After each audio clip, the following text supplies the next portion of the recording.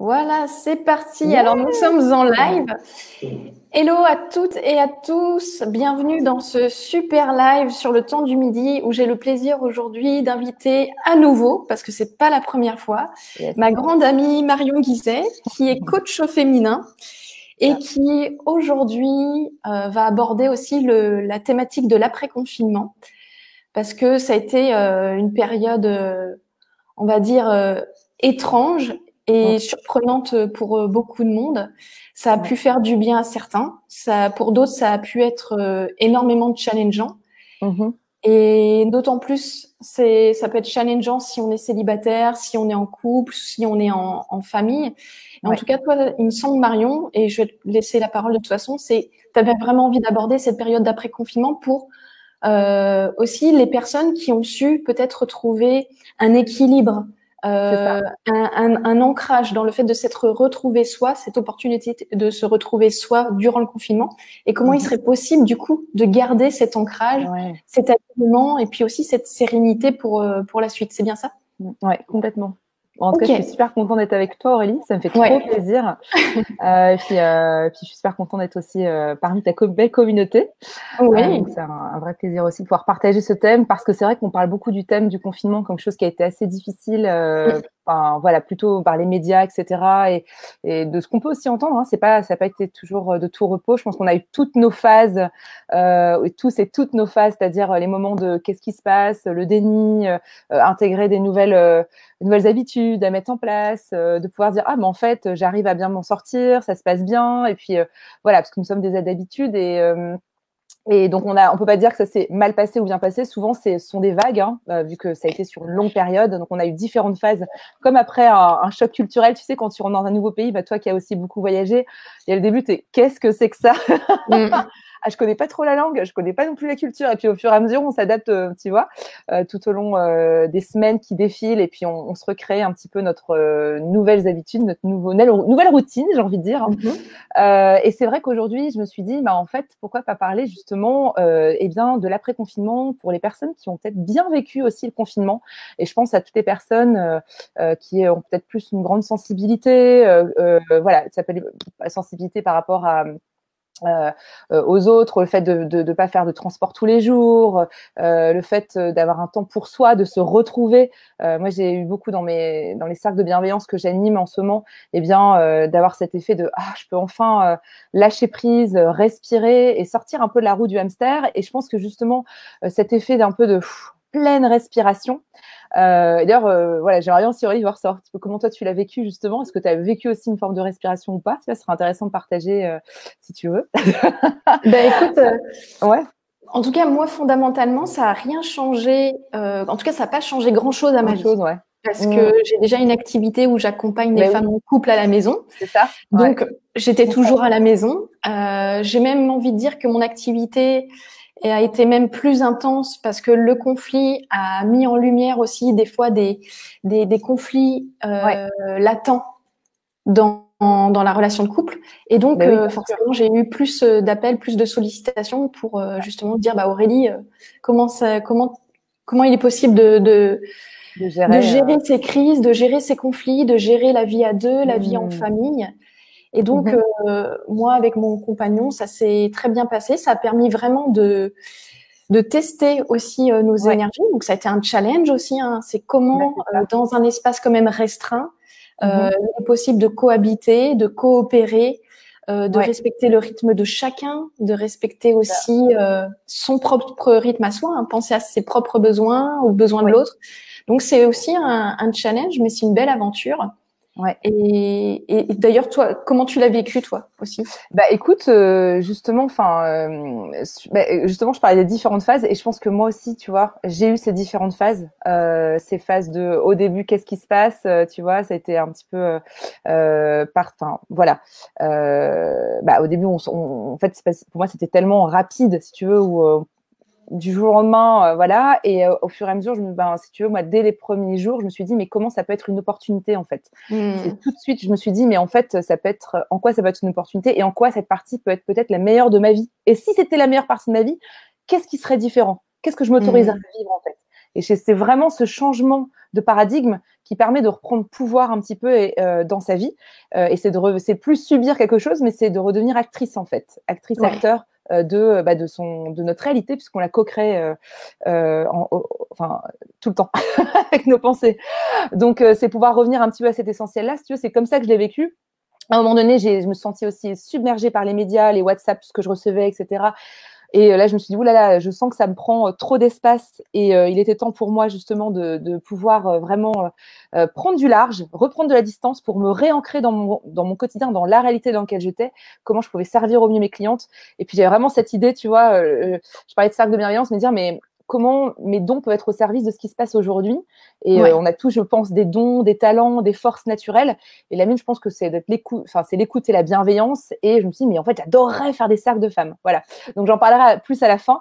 Mais c'était vraiment se dire, comment on peut, justement, cette période peut être une période propice pour se retrouver, parce que je pense qu'on a encore plus besoin d'être ensemble et qu'il y a des moments où on se dit mais c'est marrant parce que je suis confinée chez moi entre quatre murs, mais j'ai jamais autant parlé à autant de gens. Par exemple, moi c'est ce qui m'arrive aussi, Aurélie, comme toi, tu vois, il y a plein de choses qui se passent, mais c'est possible aussi, et c'est une question d'un moment donné d'être intentionnel sur ok, comment je vis cette période en fait pour la vivre du mieux possible, tu vois, et donc justement lorsqu'on la vit comme on en parlait la racine, parce qu'Aurélie, tu es intervenue sur mon groupe Les femmes qui osent prendre leur place sur le thème du couple. On disait que c'est un miroir grossissant. On disait, mais au fond, cette période-là permettait de voir qu'est-ce qui se passe qui marche bien, mais qu'est-ce qui marche moins bien dans mon couple. Tu nous disais, voilà, des fois, il y a des petites failles au quotidien, ça se voit pas trop parce que je compense.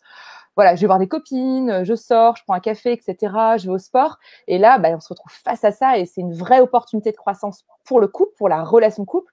Et puis, au niveau personnel, on remarque aussi, tiens, quelles sont nos croyances limitantes. Je me trouve souvent anxieuse, par exemple, ce qui n'est pas mon cas, mais ça peut arriver.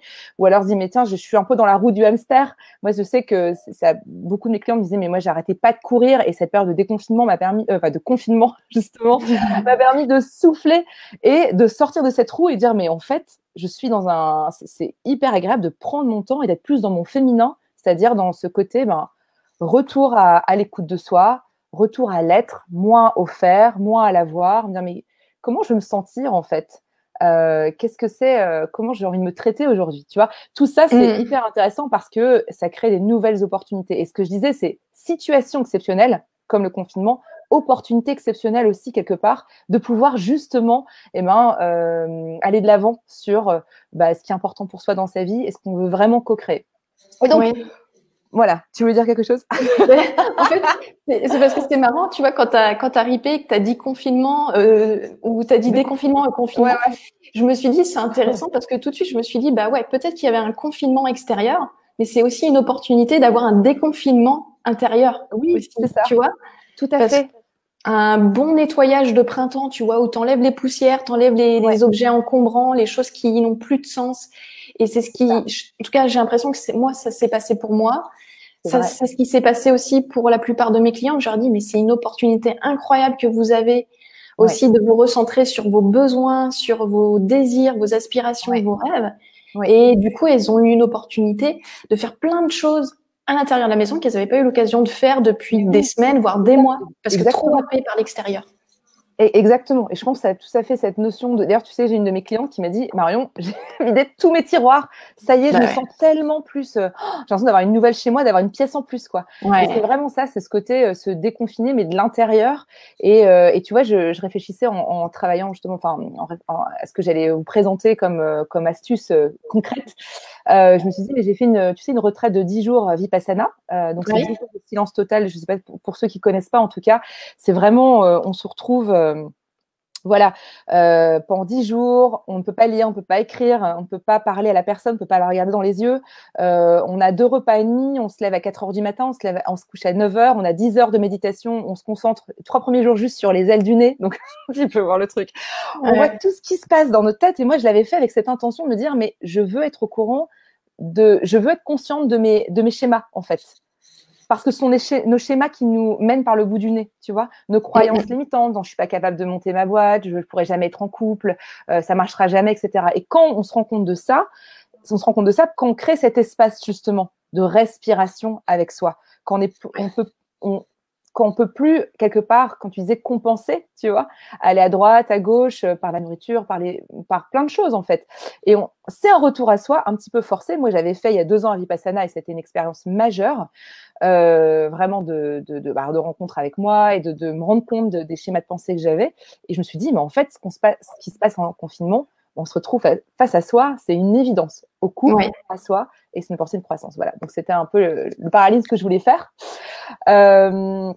Et donc, pour aller plus loin, tu vois, sur justement l'idée, c'est ce que je disais au début, c'est que, comme toi, tu as pu le voir aussi au niveau de tes clientes, dire, bah, en fait, cette période-là, je me suis sérénisée, j'ai pu revenir en soi. Comment je peux faire pour justement garder le cap sur cette sérénité? Parce que c'est vraiment, c'est moi, mon rôle en tant que coach, donc coach au féminin, j'aide vraiment mes clientes à oser prendre leur place, à vraiment se connecter à leur côté masculin, donc agir, faire, et je pense qu'en tant qu'entrepreneur, ça va. En général, on a ce côté-là qui est bien affirmé, quand on est des femmes de projet ou des femmes qui ont des postes, voilà, ou même tout court. En tout cas, ça invite au développement de cette part. Exactement. C'est clair. Et puis la société dans laquelle on est, si tu veux, c'est très masculinisé, très sur la performance.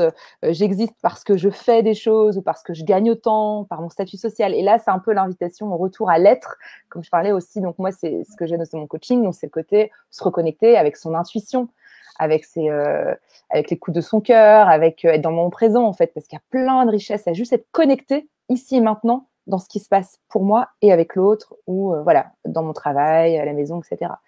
Et donc, moi, ce que je proposerais vraiment comme astuce pour aller de l'avant, pour rentrer dans le concret, tu vois, eh bien, c'est ce que j'adore faire lors justement, alors soit c'est souvent le retour de vacances, c'est dans les moments de transition de rythme, parce que là, on va passer d'un rythme à un rythme différent, à 2 rythmes différents, surtout pour ceux et celles qui vont devoir retourner au travail de manière physique. Certains sont encore confinés chez eux, donc ça va peut-être pas changer grand-chose, mais je pense que mentalement, on va quand même sentir une différence. Les magasins vont réouvrir, enfin voilà, il y aura plus d'opportunités, etc. On va voir qu'il y a plus de vie, donc y avoir un changement de rythme, c'est une évidence. Donc, quelque part, quand on a un changement de rythme aussi extérieur, ça va influer sur le changement de rythme aussi intérieur. Et c'est là où, justement, ce que je propose de faire, eh bien, c'est de faire un bilan. Ça serait vraiment ma première étape. Et c'est ce que je fais. Et peut-être que toi aussi, tu le fais, Aurélie, dans mon entreprise. C'est-à-dire, tous les 6 mois, je me pose de manière intentionnelle et je dis, OK, on fait un screenshot. Où est-ce que j'en suis par rapport à mes objectifs? Qu'est-ce qui s'est passé? etc. Donc, ça permet, en fait, de faire un bilan, de verbaliser ce qui s'est passé, tu vois, de pouvoir se dire, bah, en fait, le nommer, de prendre vraiment un temps d'arrêt avant de retomber dans la roue de hamster. Parce qu'en fait, la roue de hamster, c'est juste une habitude mentale, tu vois. On peut avoir la roue de hamster en vacances. Enfin, moi, je sais que j'ai déjà été dans le cas en disant, bon, je me lève à 7 heures, je vais visiter un temple, après, et jusqu'à 22 heures. Et en fait, on se rend compte que la roue de hamster, c'est pas uniquement parce que je travaille, c'est parce que c'est une habitude mentale, c'est un câblage neuronal, en fait. Ouais, et donc, ça, c'est des programmations. Oui, c'est ça, c'est exactement ça, tu vois, c'est la programmation et se dire, bah voilà, si j'ai réussi un petit peu à me déprogrammer pendant le confinement, bah justement, c'est d'aller se permettre de continuer à être dans cette mouvance en disant, bah je vais déjà faire une pause, un arrêt sur image, d'aller célébrer aussi ce qui a bien fonctionné, tu vois, en disant, bah j'ai une nouvelle chose en place, c'était pas évident pour moi et bravo, quoi, voilà, et puis de réajuster au fur et à mesure. Ouais. D'ailleurs, je voulais en profiter, Marion, aussi pour ceux qui nous regardent, ceux et celles qui nous regardent, de noter aussi dans les commentaires, bah, par exemple, quelles sont vos célébrations, les opportunités que vous avez eues durant le confinement. Qu'est-ce que ça vous a amené comme bénéfice? Et éventuellement aussi, en parallèle, quelles sont vos appréhensions de l'après-confinement? Quelles sont vos peurs? Est-ce qu'il y a du stress aussi à reprendre la vie? Afin que ça puisse aussi alimenter la conversation, l'échange avec Marion, parce que c'est au travers aussi de vos appréhensions et puis éventuellement de vos questions qu'il va y avoir aussi une richesse et une concrétisation par rapport à comment on peut maintenir un état de sérénité sur cet après-confinement. Complètement. Non, mais c'est super, merci. En fait, c'est ça que moi, je vois pas les commentaires, donc c'est toi qui es aux commandes, aux manettes. Mais avec plaisir, si vous avez des questions même autres, moi je serais ravie de prendre un 10 minutes, un quart d'heure. Enfin, je sais pas, on s'est pas donné, quand c'est une demi-heure, 3 quarts d'heure environ. Je suis là. Alors, on va se dire une demi-heure, donc il nous reste encore un bon quart d'heure. Ok, super. Et puis après, on va voir parce que on a l'art de dépasser. Ah oui. Hein oui, bah, c'est ça, c'est que dès qu'on se trouve toutes les deux, moi j'adore pouvoir échanger avec toi et on rebondit et ça peut être sans fin. Mais bon, on va essayer de se tenir à une demi-heure. Voilà, et voilà, exactement. Notez les appréhensions que vous avez par rapport à ce déconfinement qui va bientôt se mettre en place. Et tu vois, dans ce que tu as partagé, Marion, dans le fait de aussi faire des bilans, il peut même y avoir des micro-bilans. Moi, par exemple, la chose aussi que je mets en place dans ma vie et que je propose à mes clientes, c'est de faire un point, par exemple, chaque dimanche, sur la semaine qui s'est déroulée. Qu'est-ce qui s'est bien passé? Qu'est-ce qui s'est moins bien passé? Comment je me suis sentie? Qu'est-ce que j'ai fait? Et comme ça, et avec cette question après de dire, OK, voilà comment s'est passé concrètement ma semaine. Comment je peux l'améliorer la semaine suivante? Qu'est-ce que je peux faire concrètement pour que ça se passe mieux la semaine suivante? C'est vrai. Je suis d'accord avec toi. Je pense que d'avoir ce côté bilan, c'est vraiment l'arrêt sur image et la force, c'est pouvoir réajuster. Parce que sinon, on se réveille, tu vois, le côté bilan à la fin de l'année, mais en fait, n'attendons pas la fin de l'année pour faire un bilan, pour avoir de nouvelles résolutions, mais plutôt se dire, bah, en fait, moi, je le fais même en fin de journée, tu vois. Qu'est-ce que j'ai appris sur moi? Qu'est-ce que je peux faire demain, tu vois? Donc, c'est chacun de trouver son propre rythme, mais en effet, ça a un côté vraiment bienfaiteur. Et moi, ce que je proposerais en termes de bilan, c'est d'aller un petit peu plus loin, tu vois. C'est de se dire, bah, tiens, sur les différentes parties de ma vie, il y a un outil qui s'appelle, peut-être que tu connais, qui s'appelle la roue de la vie. Il propose donc 8 sphères, les 8 sphères les plus importantes de notre vie. Moi, j'en mettrais 9 en fait, voire plus selon chacun. Mais l'objectif, c'est que chacun puisse vraiment avoir cet outil et qu'il puisse le customiser comme ça, enfin voilà, selon ce qui est important pour lui dans sa vie. Et en fait, ce sont les différentes parties de la vie. Donc, ça peut être donc la santé, la carrière, les finances. Donc, d'aller faire un bilan sur chaque partie. Les relations amoureuses, la vie de famille, ma relation avec mes amis, mon développement personnel, au niveau aussi de l'environnement physique, c'est-à-dire l'endroit où je vis, comment ça s'est passé pour moi. Et en fait, de structurer aussi en ayant vraiment des rubriques et de se dire, bon, même de noter. Moi, j'adore ce côté noter parce qu'en fait, ça permet de tout de suite d'avoir un petit peu plus de clarté sur là où j'en suis. Alors, vous pouvez noter une note de satisfaction, en fait, par rapport à comment vous étiez avant le confinement, par exemple, ou juste maintenant. Mais ça donne déjà un point de repère. Et par rapport à ça, qu'est-ce qui fait que j'ai, par exemple, 8 sur 10 en carrière? Qu'est-ce qui a bien fonctionné? Qu'est-ce qui a moins bien fonctionné? Et puis ensuite, de se dire, qu'est-ce qui a bien fonctionné et que je peux continuer à faire pour garder le cap après le confinement? Et qu'est-ce qui a moins fonctionné et qu'est-ce que je peux améliorer? Alors, tu vois, par exemple, pour des exemples concrets, ça peut être, par exemple, j'en avais écrit quelques-uns. Donc, par exemple, en carrière, dire, j'étais à 7, imaginons à 7 sur 10. Pourquoi? Parce que j'ai pu être beaucoup plus focalisée sur mon télétravail. J'ai été moins dans le bruit, etc. J'ai pu être plus présente. Au niveau, moi, j'ai une de mes clientes, elle m'a dit, écoute, au niveau famille, mais c'était l'éclate, en fait, parce que j'ai pu voir mes enfants tous les jours, goûter avec eux. Tu vois, et donc, elle avait une note aussi élevée en termes de carrière, en termes de vie de famille. En fait, les différents sphères sont toutes reliées souvent. Quand on a par exemple la partie famille qui augmente, ça peut être la partie santé ou enfin tu vois, il y a plusieurs, ou la partie santé plutôt, je me sens mieux. Peut-être que je me sens mieux dans mon couple parce que je prends plus soin de moi. Moi, je sais par exemple, ce qui m'a beaucoup aidé, c'est de courir tous les matins en fait, d'aller faire un tree hug tous les matins. Voilà, enfin de noter vraiment les choses qui ont marché pour vous. Parce que l'objectif, c'est de voir vraiment ça comme un laboratoire et se dire, ce qui a bien fonctionné, banco, je vais pouvoir l'appliquer dans ma vie. Alors peut-être que je pourrais pas l'appliquer exactement parce que peut-être que votre rythme va changer. Néanmoins, l'étape suivante, c'est de prendre vos calendriers et dire, OK, voilà, moi, ce qui marche très bien pour moi, imaginons, santé, je suis à 7 ou 8 sur 10, je cours tous les matins, je me suis fait des bons repas, par exemple, moi, je me suis beaucoup intéressée au végétarianisme en ce moment.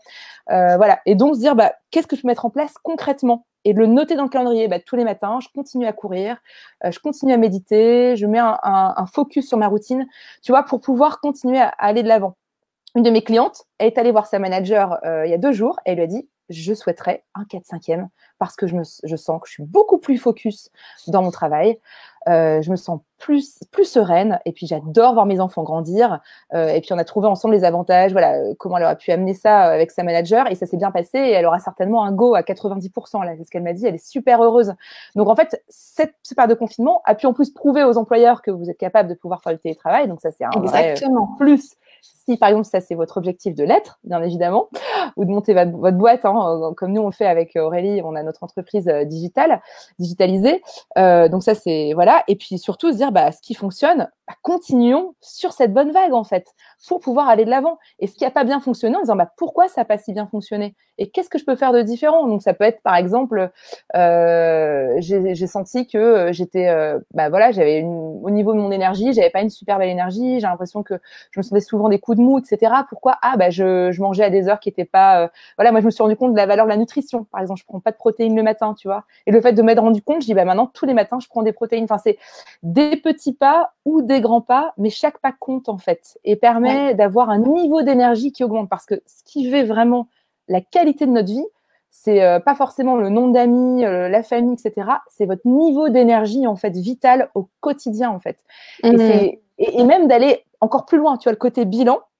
Et en dessous, se dire, mon niveau d'énergie vitale, comment je me suis sentie, en fait, ce qui m'a le plus aidé, tu vois, avec une émotion, l'émotion qui a été prédominante pour moi à 80%, on va dire, si on part sur une loi de Pareto, tu vois, pendant le confinement. Pour vraiment avoir ce moment de retour à soi, de respirer avec soi et puis de prendre le meilleur, en fait, de ce qui s'est passé. Ok. Écoute, moi, de toute façon, je te rejoins complètement là-dedans. Hein. C'est exactement la même chose que je fais pour moi, que j'invite mes clientes à faire aussi. Toi, tu parlais de cette roue. Moi, c'est une autre technique, mais le fond est strictement le même. Et d'ailleurs, tu sais, tout à l'heure, je posais la question de quelles sont les appréhensions. Et puis, il y a Madeleine, justement, qui nous dit que, en fait, sa fille, elle n'a pas envie de retourner à l'école à cause du virus, alors que eux, en tant que parents, ils n'ont pas cette inquiétude, mais que sa petite fille, elle dit, elle nous en veut de ne pas avoir la même vision qu'elle.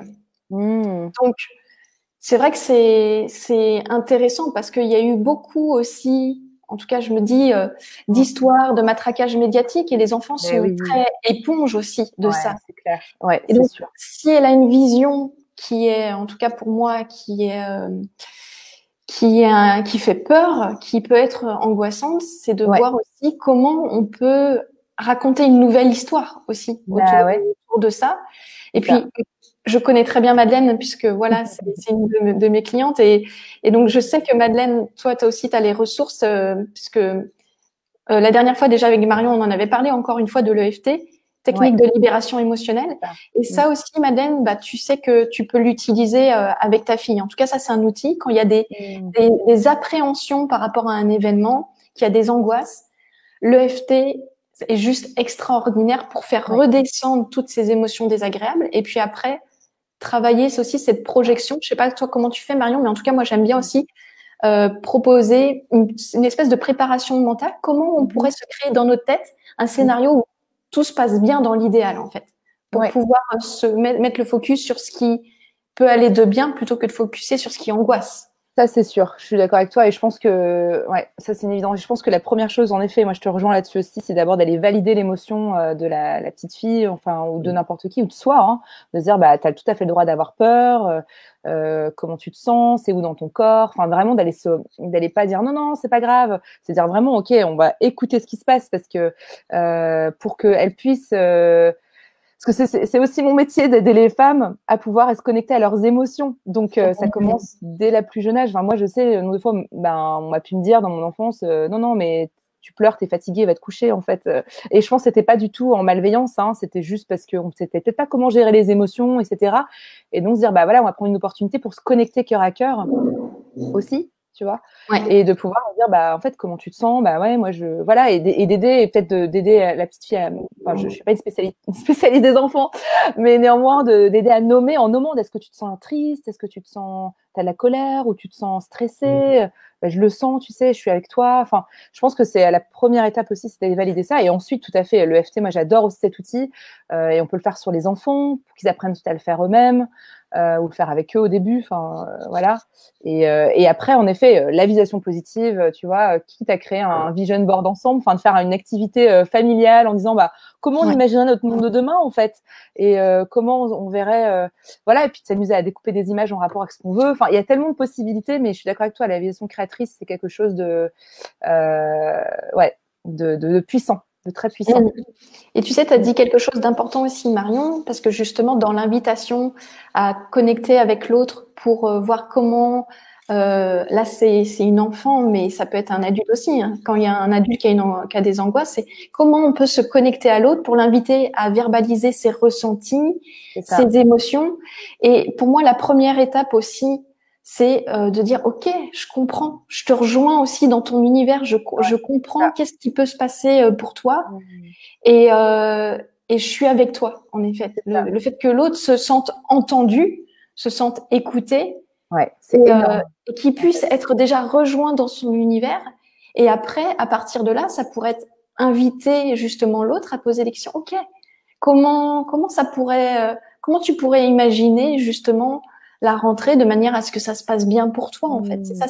Aussi ce système de questions où plutôt que de dire mais non, t'inquiète pas, ça va aller, parce que c'est ça aussi, je me dis que moi, je suis pas encore maman, mais je me dis en tant que parent, quand c'est extrêmement inconfortable à mon avis, de voir ses enfants, parce que moi, je peux le voir aussi avec les personnes que j'aime, hein, c'est extrêmement des fois inconfortable de voir l'autre dans des angoisses, dans des souffrances, et il y a ce syndrome du sauveur à vouloir systématiquement trouver des solutions et rassurer. Mais ça peut fermer l'autre. Parce que justement, l'autre peut se dire, mais attends, il ne me comprend pas en fait. Là, il est dans ses propres peurs, mais il n'est pas en train de m'écouter moi profondément.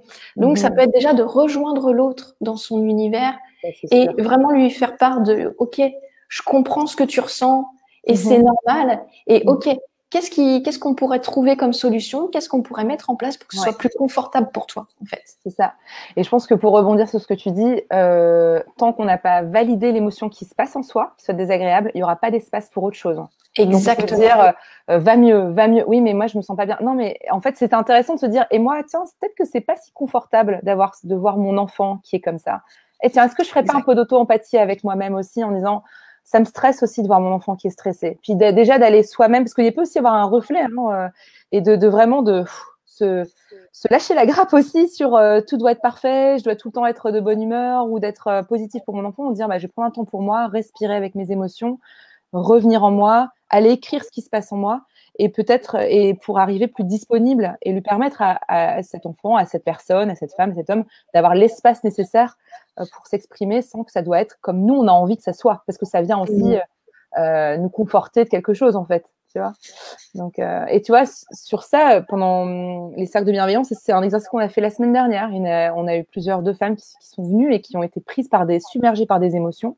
On a fait un temps de pause et on dit, OK, on a fait de l'auto-empathie, une écoute empathique avec elle en disant, d'après vous, comment se sent, alors je vais dire un faux nom, hein, Raphaël, chacune à dire, je pense qu'elle se sent triste, qu'elle se sent isolée, elle se sent, etc. Et en fait, je dis, mais Raphaël, comment tu te sens? Elle me dit, oh, mais je me sens tellement reconnue et écoutée, en fait. Parce que vous avez juste dit, peut-être comment je me sentais et mes besoins. Est-ce que tu as besoin de soutien? Je pense que tu as besoin d'entraide. Mais oui, c'est ça, on me donne pas de conseils et c'est juste parfait, quoi. Donc, c'est une qualité d'écoute dont tu parles, Aurélie, qui est précieuse, mais qu'on peut tout à fait apprendre à développer, en fait. Oui, oui. Mais c'est vrai que le développement d'une écoute empathique, ça passe aussi par déjà conscientiser que dans l'instant, on peut être touché. Ça peut réveiller aussi en nous des émotions désagréables et se dire, OK, pendant un temps, je vais mettre ça de côté. J'irai voir, je m'offrirai de l'auto-empathie plus tard. Mais là, j'ai vraiment envie d'être 100% disponible pour la personne que j'aime et qui est en face de moi. Et donc, je vais vraiment rentrer dans son univers pour comprendre qu'est-ce qui se joue pour elle, afin qu'elle se sente parfaitement comprise et entendue. Et à partir de là, la magie opère. Le cœur s'ouvre, en fait. Le cœur s'ouvre. OK, on n'essaye pas de me changer. On n'essaye pas de vouloir changer mon émotion. On n'essaye pas de me faire être quelqu'un d'autre. Voilà. On m'accueille, en fait, on m'accueille tel que je suis. Et donc, à partir de là, la magie opère. Et une fois que le cœur s'ouvre à nouveau, il est possible de trouver des solutions, des alternatives. Mais il faut pas sauter les étapes. Il faut pas mettre la charrue avant les bœufs. Exactement, ouais. Je suis d'accord avec toi. Complètement.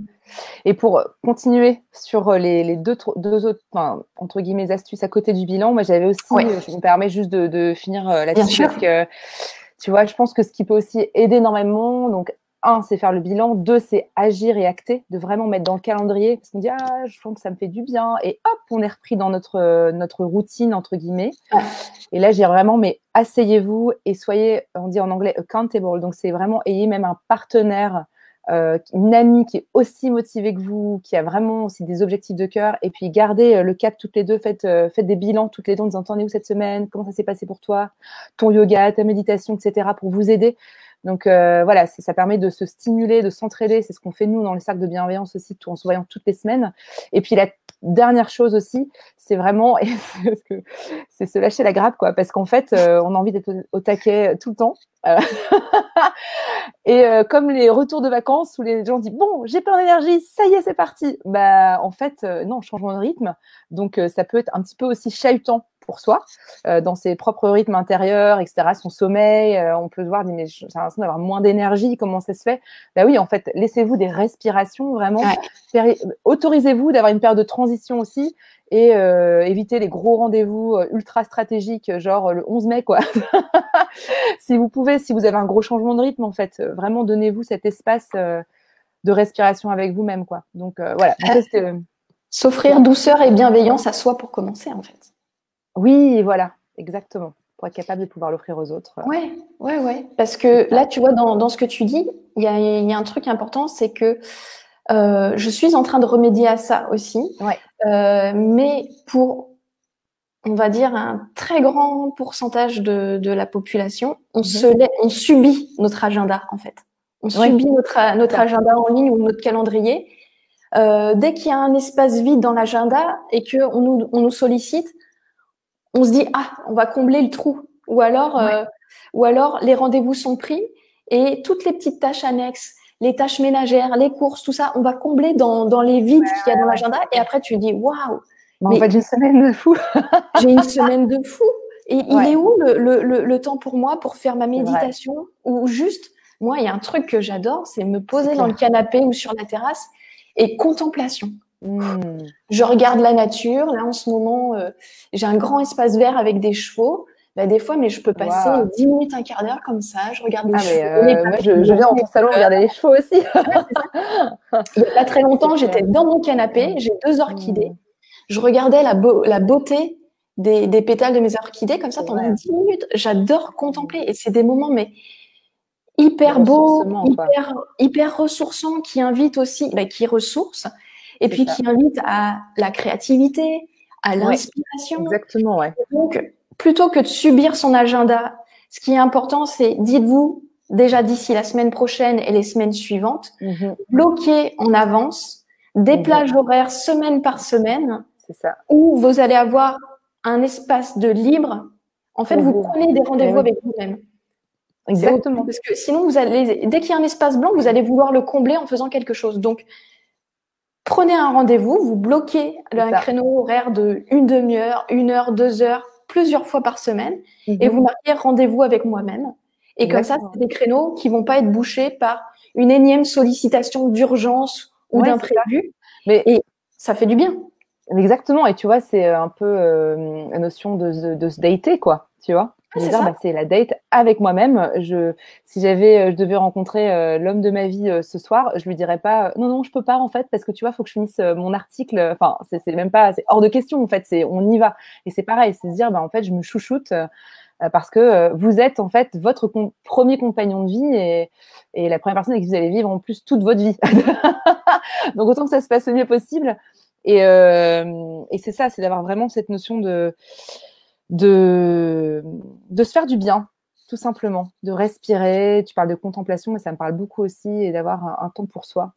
Exactement, Et puis, tu vois, pour conclure aussi, c'est parce que c'est vraiment une anecdote qui m'avait marquée sur ces dernières semaines, où on m'a dit que, alors je crois que c'était Federer qui a été pendant des années numéro 1 mondial au niveau du tennis. D'accord. Et ben c'est le joueur qui prenait le plus de temps de pause à l'année, tu vois. alors qu'il était numéro 1 mondial. Et parce que il avait parfaitement compris que pour être efficient et pour pouvoir réussir l'atteinte des objectifs, en fait, les temps de pause sont autant importants que les efforts et les entraînements. Exactement. Tu sais que j'avais aussi vu là-dessus un chiffre que les personnes qui investissent dans leur sphère personnelle sont de 15 à 30% de plus efficaces au travail, quoi. Wow, ok. Tu vois, c'est vraiment clé en fait de prendre ce temps pour soi. Et d'ailleurs, pour toutes celles, donc j'en profite pour aussi aller plus loin, tu vois, dans cette invitation pour toutes celles et ceux, alors celles puisque c'est des cercles féminins, mais qui se disent, en fait, j'ai envie de pouvoir prendre ce moment avec moi, de me dater, de me dire qu'est-ce qui est important pour moi, de faire des points toutes les semaines, d'aller célébrer les avancées. En fait, j'ouvre les cercles de bienveillance. Ça y est, ils sont ouverts depuis aujourd'hui. J'ai 2 cercles donc qui vont commencer le 15 mai, un à midi jusqu'à 13h30 et un à 17h30 jusqu'à 19h. 5 femmes maximum par cercle pour avoir vraiment cette qualité d'échange entre nous. Voilà. Et pour le moment, il y a 3 places de dispo et 4 places selon les heures. Et en fait, l'objectif, c'est que la première fois, on va aller dire quels sont mes objectifs. Je vais vraiment les poser. Quels sont les objectifs qui vont m'inspirer, qui vont être enthousiasmants pour moi, qui vont faire que ce déconfinement aussi va pouvoir être, je vais vivre aussi comme une opportunité en fait. Et puis à chaque fois, se dire voilà, on va faire un point sur tes avancées. Ce qui s'est passé de positif pour toi, qu'est-ce que tu as appris sur toi, là où tu as un point de blocage, moi je t'apporte du coaching tout de suite, comme ça tu continues à être dans l'action. Tu as l'entraide aussi collective parce que comme Aurélie, on a déjà fait des cercles de femmes ensemble, on a vu le côté miroir qui est très puissant, de voir qu'on n'est pas toute seule à vivre la même chose. Et souvent les cercles, il y a des choses, c'est un peu magique parce qu'on se retrouve. Et bizarrement, la dernière fois, là par exemple, j'ai eu un cercle de femmes, que de femmes qui voulaient lancer sa boîte, par exemple. Donc, elles se comprenaient toutes. Elles étaient là, j'ai réussi à parler à mon DRH, ça y est. Et l'autre, oh, bravo. Et puis, en fait, ça l'inspirait. Et puis, ça lui permettait justement ça donnait des ailes, en fait, à toutes les femmes qui étaient là. Et puis, voilà. Et puis, avec un groupe WhatsApp pour continuer à garder le lien. Voilà, pour les semaines qui vont venir. Et c'est sur les 3 prochaines dates. Donc, Aurélie, toi, tu as le lien, tu pourras le mettre sur le post, justement. Le lien est déjà dans le post. Ah, super. Génial. Préparé. Donc, vous avez, par rapport au live, là, vous avez juste à regarder dans le post et il y a vraiment tous les liens pour rejoindre Marion. Alors, pour les cercles, et puis il y avait aussi un webinaire que tu partageais. Ouais, il y avait un webinaire sur l'auto-sabotage, parce qu'en fait, je me dis qu'il y a peut-être un lien aussi quand on se dit, mais je comprends pas, j'arrive pas, je continue à procrastiner, je me sens que j'ai le syndrome de l'imposteur, je me sens pas encore, par exemple, assez confiante en moi pour demander ces 4/5e à ma direction ou oser demander une promotion, ou oser demander des choses, etc., sans se sentir coupable, sans se sentir toute petite dans ses chaussures. Et quelque part, c'est ça, c'est de l'auto-sabotage. Et moi, mon rôle, c'est vraiment d'aider mes clientes à complètement s'affirmer. Et d'ailleurs, comme je disais, cette cliente qui a réussi à demander son 4/5e ou une autre qui a réussi à battre son syndrome de l'imposteur en pitchant ça en entreprise. Donc, c'est vraiment cette idée de revenir se faire confiance et d'aller de l'avant sur les projets qui vous tiennent vraiment à cœur. Et l'auto-sabotage, j'explique dans ce webinaire, donc vous aurez comme ça, vous comprendrez d'où ça vient, comment on peut le dépasser, et puis voilà, je pense que c'est aussi une bonne clé à avoir dans cette période de changement. Oui, top. Écoute, merci beaucoup Marion pour ces super clés, déjà pour faire une reprise en toute sérénité. Et puis voilà, de toute façon, il y a le contact de Marion dans la présentation du live. Donc, si vous voulez rentrer en contact avec Marion, vous avez toutes les infos nécessaires. Sinon, laissez-nous des petites questions en commentaire et puis on pourra y répondre, que ce soit moi ou Marion. En tout cas, c'était encore très, très chouette, Marion, de pouvoir échanger avec toi. Super. J'espère que ceux qui nous regardent, vous avez pu apprécier aussi le live.